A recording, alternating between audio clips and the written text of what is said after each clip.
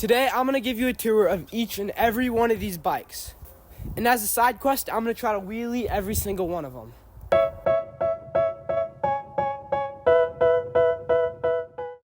This is my budget $250 dirt jumper. I built this a few weeks ago for my channel. Some key features it has: cable disc brakes, front and rear. We got rock shocks. These ride really nice. We have a SRAM drivetrain, which is very unconventional for a dirt jumper, along with these 26-inch rims, front and back. And yeah, it's time to go wheelie it.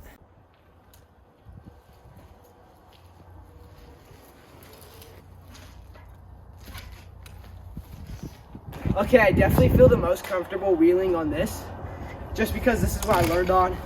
This is what I practiced the most on.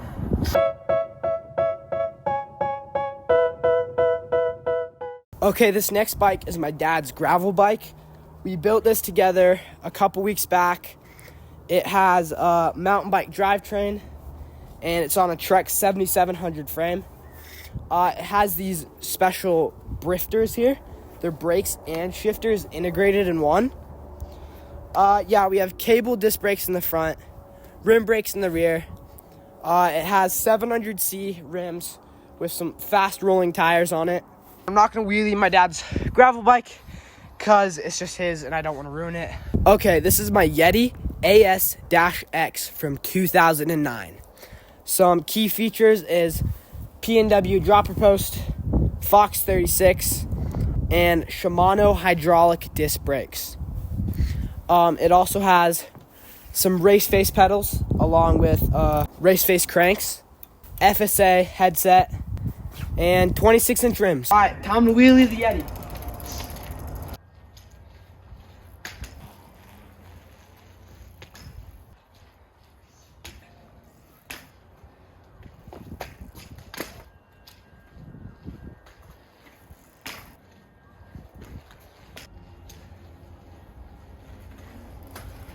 All right, this literally feels like you're trying to wheelie a downhill bike. It is so difficult.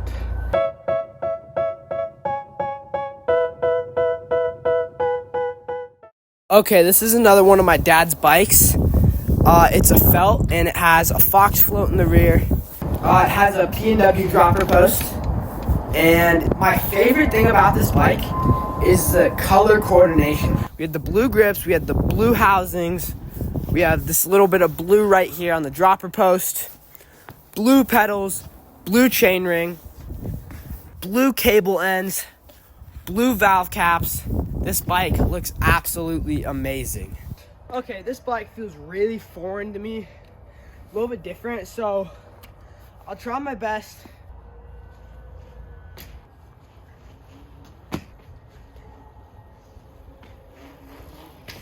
All right, I'm gonna call that one good enough. Okay, this next bike is a Norco Nitro.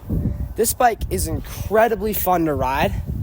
It has hydraulic brakes in the rear, cable disc in the front. It has a 1x drivetrain. Yeah, and that's really all I have to say about this bike. It's just a really fun bike, and this would honestly make a really good beginner bike just because of the simplicity of it. This bike has double flats front and rear. Okay, this is one of the more unique bikes in the fleet. It is a Cannondale Super V900. I believe this came out in '98, which makes this a little over 26 years old. And it rides really well for how old it is, which is really interesting. When I got this bike, it was kind of like a restoration build because this was in a bush for about 2 years. It was pretty rusty. So I had to rebuild the front fork and the rear shock.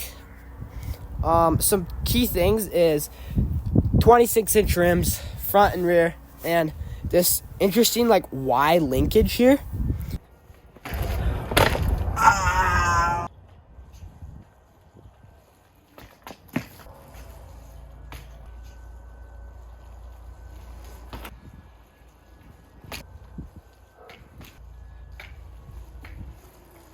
Okay, that was actually pretty difficult, so let's go to the next bike. Okay, this is my unicycle.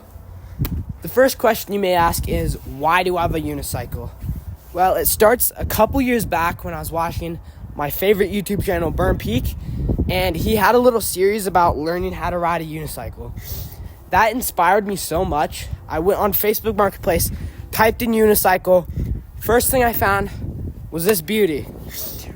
It was $25, which was a really good price. Picked it up later that night, brought it home, and I learned how to ride, seriously, like within like 4 days. So this is a very unique skill that not a lot of people know. Okay, I think whatever I do on this would technically be considered a wheelie. So I'm just gonna go ride around.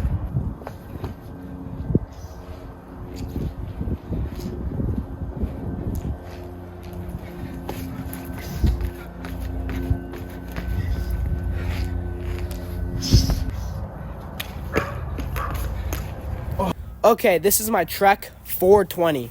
I got this bike from a friend, and it looked very, very, very different.